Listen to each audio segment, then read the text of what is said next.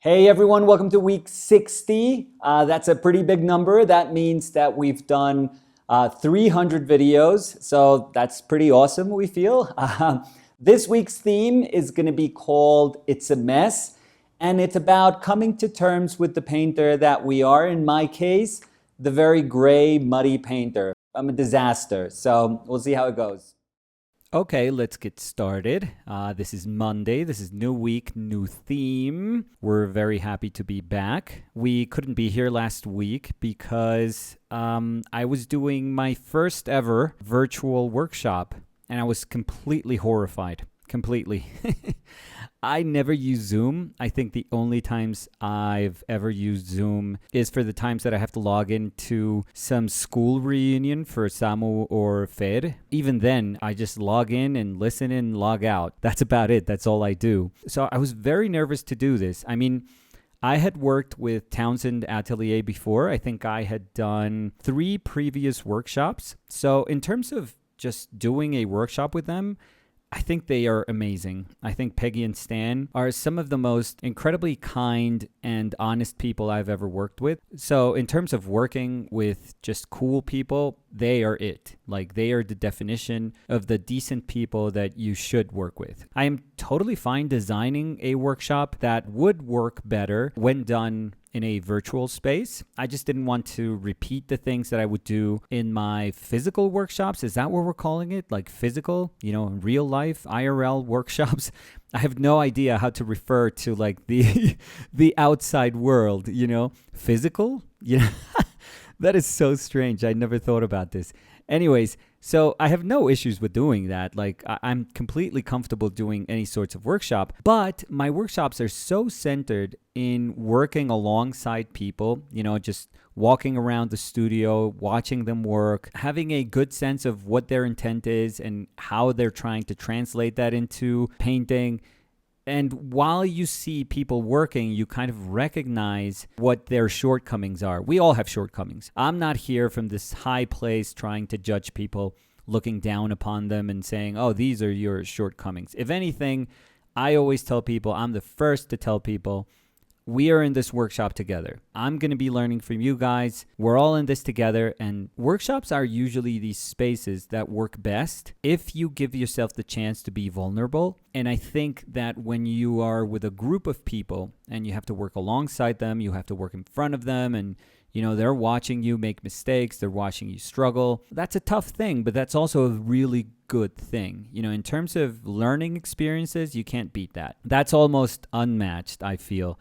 And I feel that the reason it is unmatched is because you're not just going to learn from the things that I would say or, your instructor would say. No, we actually learn from each other in the sense that perhaps we're not willing to take certain chances with our painting, and we look at the person working right next to us, and maybe she's doing an amazing job and she's doing a ton of things that we would never even imagine. We wouldn't dare to do the things that she's doing, but she has this courage, this innate courage that is somehow going to infect us in very good ways. Whatever we couldn't imagine, they did. It was their fortitude. It was inherently part of the way they worked. So we not only get pointers from whomever is teaching, hopefully as I work with good, decent people like Peggy and Stan, the instructors in your workshops are also good, decent people. That's all you can ask for. And that's really what people that take these workshops deserve, I feel. So again, we're absorbing each other's energies and we're learning from each other, and we're creating this environment, this physical environment designed to make you grow. It's the best possible context in which you could put yourself so that you can learn. That's awesome. I've always found that to be incredible. But with this workshop, I was super hesitant and I told Peggy, I was like, I don't know how to do these. I've never done them. I play off really well from other people painting. And I think one of my strengths is just being there. I don't think I have like this presence or anything. It's just that I'm comfortable, walking around and watching people paint. It just gives me like a great idea of the person behind the painting. And I know I enjoy people. I know I love meeting people. And I know that I can help create an atmosphere where people can feel comfortable. First and foremost, a respectful atmosphere. It's a safe place. And I've always thought that I'm useful to people if I'm there. So if the space is virtual, like I have no way of knowing how to measure those things. So I was pretty scared about that. But I think it went really, really well. I think it went super well. I'm very happy. And I think I said it on Monday. I'm so grateful that I always seem to luck out. The people that attend my workshops always have this good energy about them. Plus, they're super talented. There are many, many, many times that I look at somebody's work and I'm like, I don't know what you're paying me for. I don't know what I could tell you. Like right now, I'm probably learning more from you than you are from me.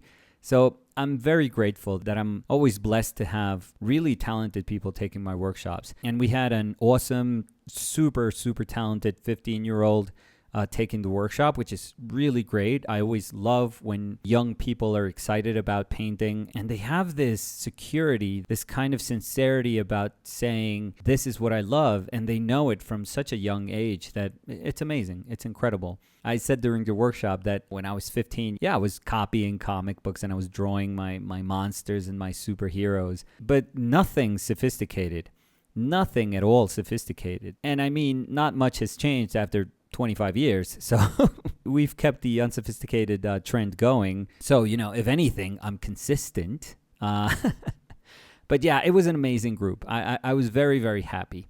But you guys always know that I usually start with an anecdote, but I'm going somewhere with this. I'm getting somewhere. It does take us a while. This is the local train. If you wanted the express, there are plenty of TikToks for you of people drawing and painting really quickly. We're always going to take the scenic route. So buckle up.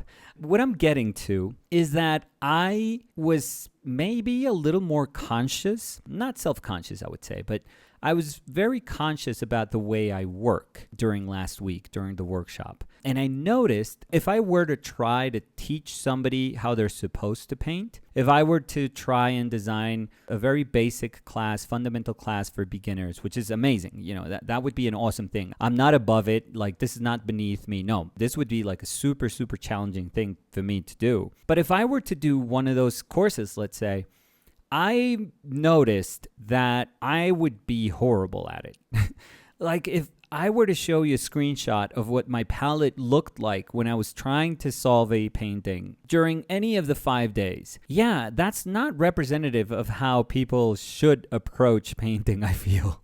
I think that's just a very barbaric way I use my palette. And I don't know, I really don't know if it would make sense for anyone. One of the coolest things that I always seem to notice, or that becomes every day, every single time even more evident, is how muddy of a painter I am, how gray of a painter I am, how much I really cancel out almost every single chromatic choice that I make. It is painfully, maybe, obvious when I compare my stuff with the work that people during the workshop produce, because my work is just undeniably grayer and deader. I mean, this is super cool. This is super fine. I have no issues with that. That's who I am.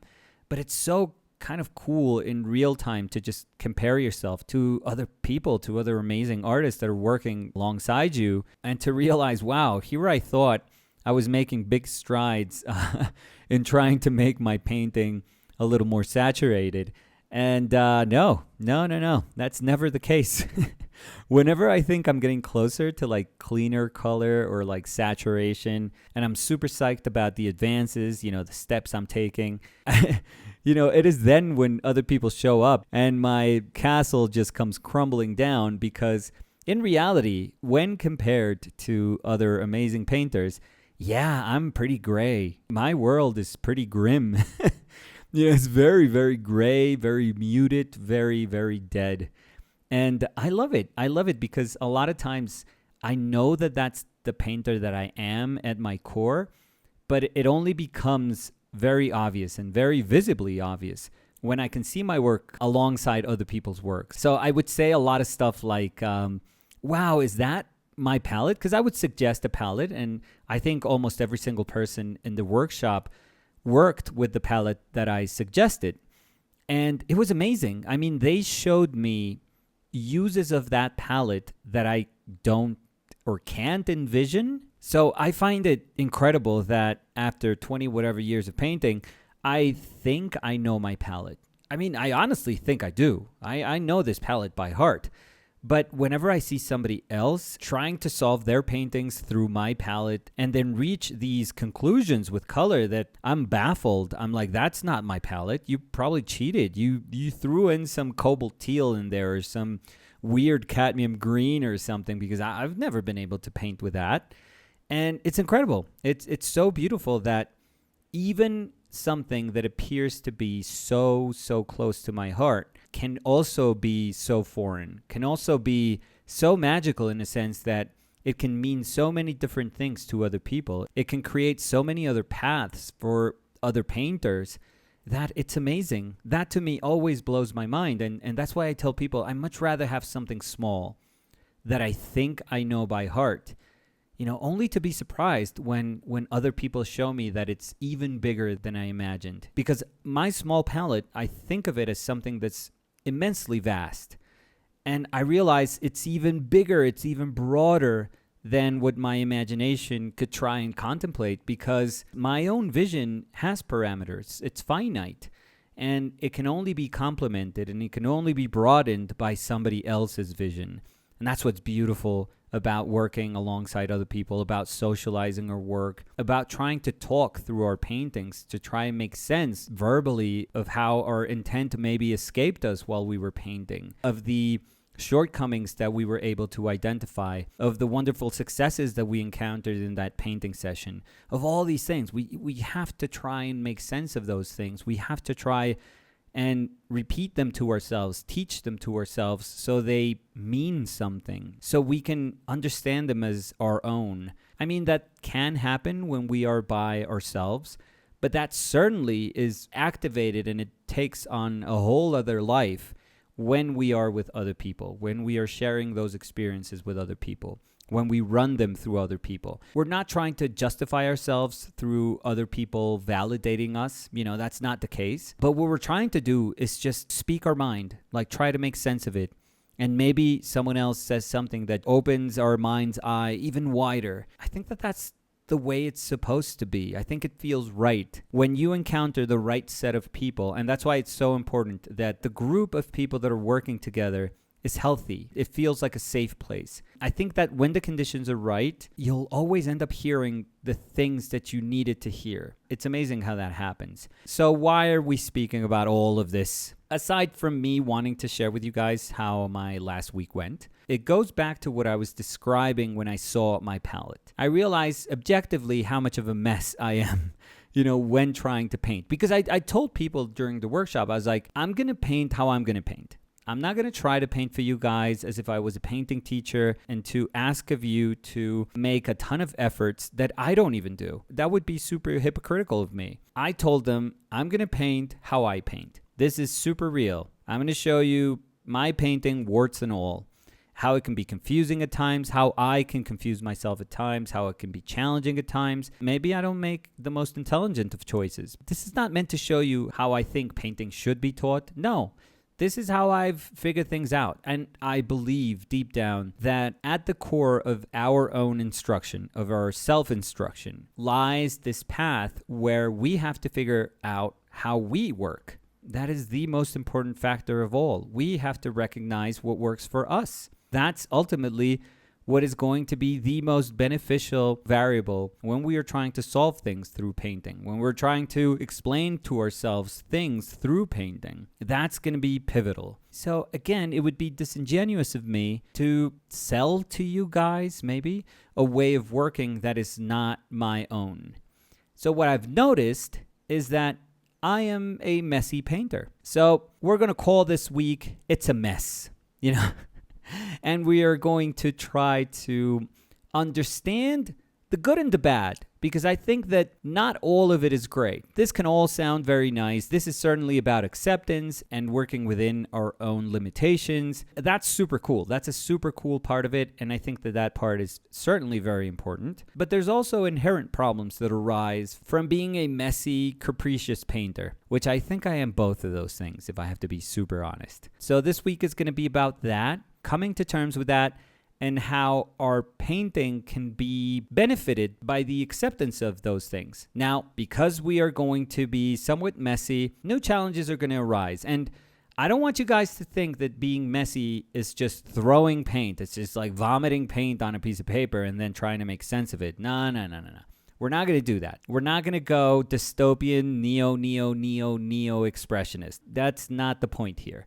Although if somebody wants to make that an ism, that's totally cool. But no, we're just going to try to navigate our messiness. And I thought, what better way to start doing it than by painting a very challenging image, I thought, of my mother learning how to walk again, which I thought was a very kind of beautiful, empowering, also fragile act. I'm so proud of my mom. She's one of the most incredible people in my life, and she's had to recover from her surgery. She had to have hip replacement because her hip was horrible. I mean, if you saw the x-rays, oh my God, it was a miracle that she was walking. So I thought I would do this very sensitive painting. Again, this very fragile painting at its core, but also try to be very loose and very bold with it and try to incorporate some of that messiness. Now, I'm not going to just push messiness. I'm not going to throw paint around just for the sake of throwing paint around. That would be dishonest, and I think that would be very superficial. So I am going to paint how I paint. I'm not just going to force myself to try and do something stupid. But again, I'm going to try to navigate the murkiness of my painting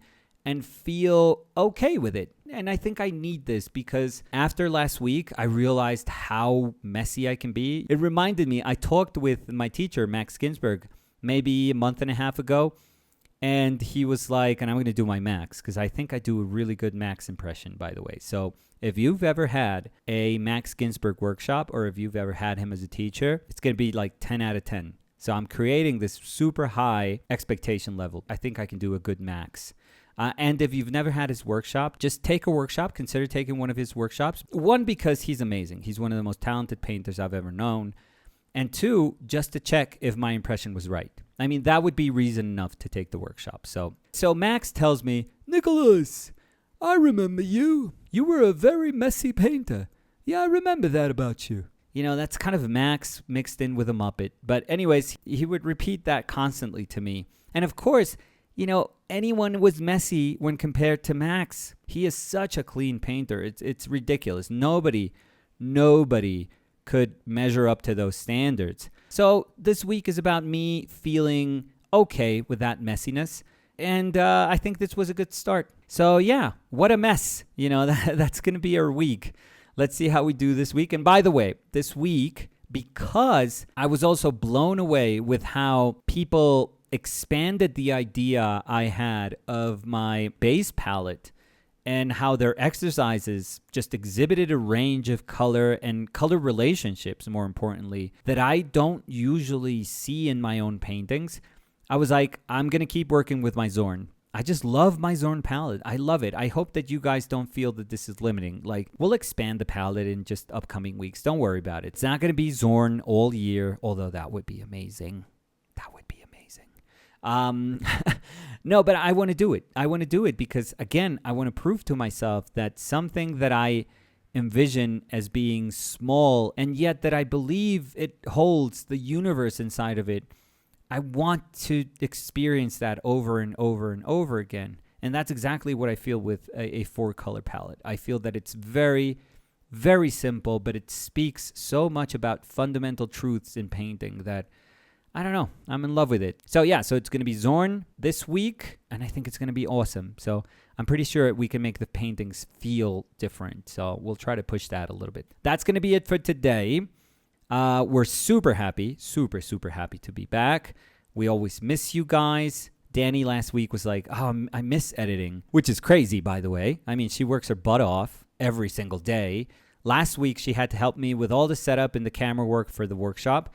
So she's incredible. I couldn't do absolutely anything if it wasn't for her. So I totally love her. By the way, if you're hearing this on Monday, Yesterday was Danny's birthday. If you want to leave a comment and just say happy birthday, Danny, that would be super nice. And that's going to be it. So we'll see you guys tomorrow. Remember tomorrow, if you only know one thing in Spanish, hopefully after almost a year and a half, martes is Tuesday. Martes de Español, Spanish Tuesdays. So if you knew how to say muchas gracias or hola or una cerveza por favor, touristy stuff like that, add martes de Español to your arsenal.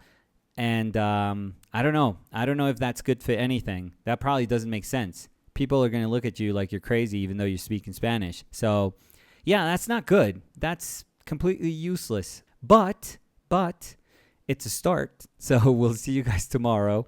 Thank you. Love you all. Bye.